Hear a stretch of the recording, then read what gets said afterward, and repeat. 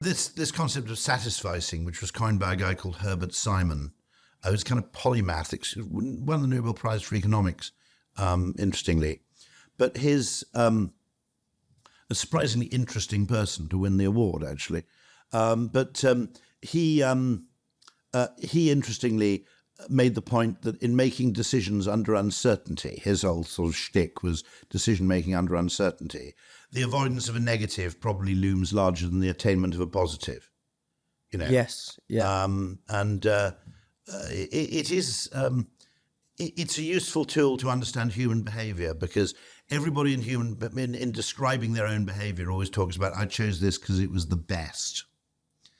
And actually, it probably isn't the best. Okay, you buy a Samsung television, not because for the same money you might not be able to get you probably could get a slightly better television, but there's a 10%, 5%, whatever it is, risk with that other television that it might be a piece of shit. Yes.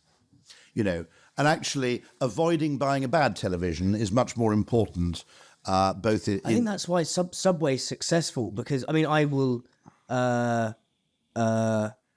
So for example, with coffee, there's Pret, there's Gales, there's Black Sheep Coffee. Yeah. There's not many There's obviously sandwich chains like Pret. Yeah. But there's not many sandwich chains other than Subway. So everyone going there is probably satisficing something. Yes. Because it's not like but whereas a sandwich shop could be. I mean, it's literally like that's one thing that hasn't, like, you know, it's literally a roll of the dice. You're in a new town, you fancy a sandwich. There isn't a Pret. If you go to Subway, you know exactly what you're getting. You know exactly what you're getting. You have kind of some kind of agency over what you put in it, whether you put... Yeah, I think some fancy restaurants make the mistake of... I think you should have one or two unchanging staples on a menu. Yep. And maybe they make the mistake of being so keen to kind of, you know, overstimulate their customers.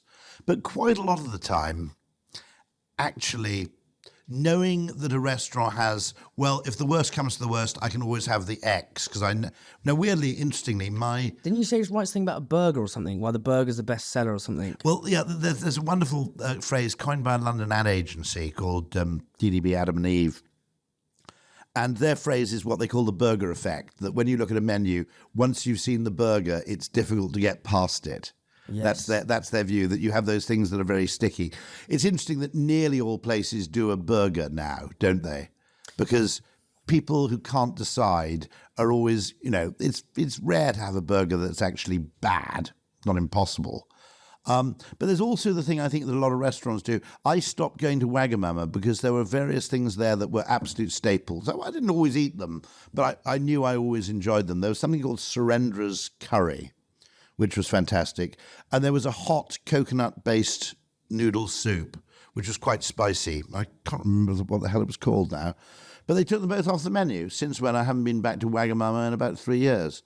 Because now I don't know whether, you know, I go there and I go, well, there might not be anything I like there.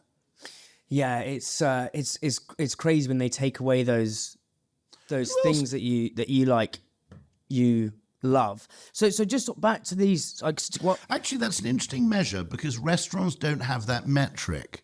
They know what's selling, okay, but they don't, unless they have a loyalty card, which I suppose KFC and McDonald's do, they don't know what's selling repeatedly.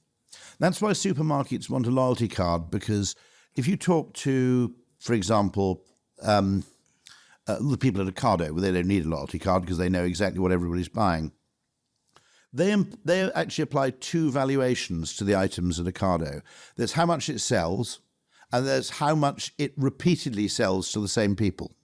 Yeah. So repeat purchase will keep something stocked at Ocado, even if the overall volume sales might not seem to justify it. And the reason for that is that, apart from anything else, if there's something you really like that you can only get at Ocado, you'll end up doing a whole £100 shop at Ocado just to get Irwin's soda bread. I don't know if you're a fan of soda bread. Well, that's I mean, okay, there are a few things at Ocado. There are a few Korean things. There's a Korean hot sauce which Ocado sells. And 50% of the reason I order from Ocado is because I know I can get those things there and I can't get them anywhere else. Yeah, that's why. So the bulk of our listeners are brands doing that. I actually think... I think that's a really interesting thing. If you get something which is a staple, Yeah, that's what I was going to ask you about. So Don't take satisfying. that, Supermarkets are the mecca of physical supermarkets are the mecca of satisficing. You have go down a Lidl or a Waitrose or a Sainsbury's. Most people, even if whether you're a young professional with a small basket or you're a mum with a big trolley and a toddler in the front, you're going through habitually buying the things, not 9 times out of 10. So you're getting the peanut butter you always buy. Yep. You're getting the sweet. There are different segments. There is a segment with Ocado. I will give away there, but there is a highly adventurous segment within the buying, and actually, of course, that will vary according to context as well. Yes, but a lot of the time, depending on your level of price constraint, your level of risk taking, you're absolutely right. Most people, most of the time, are 50% of the population effectively lead a kind of hand-to-mouth existence, and this is something I'd like to do something about, where essentially life is a cash flow problem. It's not a wealth problem, it's a cash flow problem. And in that case, you have a very strong incentive to buy things that you've bought before, even more so if you have kids. Yes. Okay. So a rich household can try and get their kids to try new foods. And if they don't like the food, you can chuck it away. If you're a poor household, it's exactly the same with a cat. You don't take a risk with your brand of cat food, because if you vary the brand of cat food and the cat just won't eat it, you've just wasted a few quid. Yeah. So you buy the same cat food. Same with kids. So so in terms of the adoption curve, right? So you have brands who are starting, like the chocolate I sent you, and I can get you some more of that as well, by the way. That was sensational. So that's expensive. It's for Waitrose shopper, right? Yeah. It's adventurous. It's expensive. It's premium. So that brand may struggle. We'll get to a point where you probably get the hipsters who are buying it. You'll get the mums who've got money. You also have a group of people. They're famously one of the first things I learned. Well, it must have been on my first week in advertising. Sales of Fairy Liquid go up at Christmas because people have guests in the house and they want to be seen buying a premium brand. So people effectively affording hospitality will tend to uptick. They'll tend to premiumize, and they might go to a deli rather than just going to an ordinary shop. Yeah. Well, shopping now has changed. So Yeah. So it's kind of, again, back to this middle ground we've been talking about. I actually had some people around, and I went to Gales to pick up an order just because people were just coming around for tea, and we wanted scones and everything. And they do pretty good scones. But Gales interest me because there's something wrong. The food product is pretty good, I think you'll agree.